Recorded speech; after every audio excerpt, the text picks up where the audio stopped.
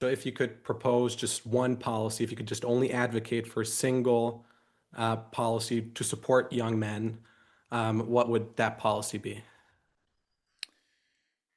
So it's a generous question. I'm spending a lot of time in DC because it's better to be lucky than good, Daniel. And right now, this topic is hot.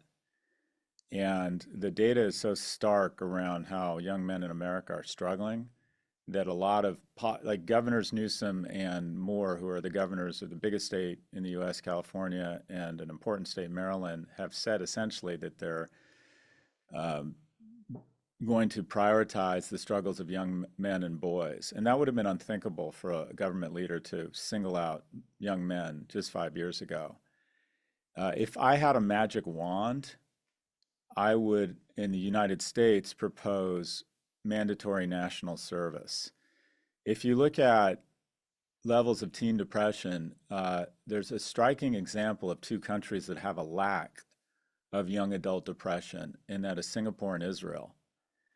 And they both have mandatory national service. So Israel, regardless of what you think of their actions geopolitically, despite their existential threats, they have very low levels of teen and young adult depression. And I think it's because of mandatory national service. Singapore has the most religiously diverse country in the world, something like 220 religions.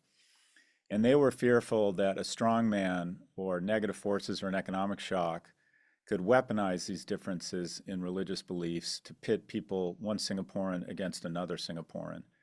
And so they have mandatory national service as well. I think there's a lot of young people, especially a lot of young men, that would really benefit from kind of the marination or seasoning of a structured 1 or 2 years serving in the agency of something bigger than themselves and having the opportunity to meet kids from different income classes, different from ethnicity, different backgrounds, different sexual orientations, and just see how many.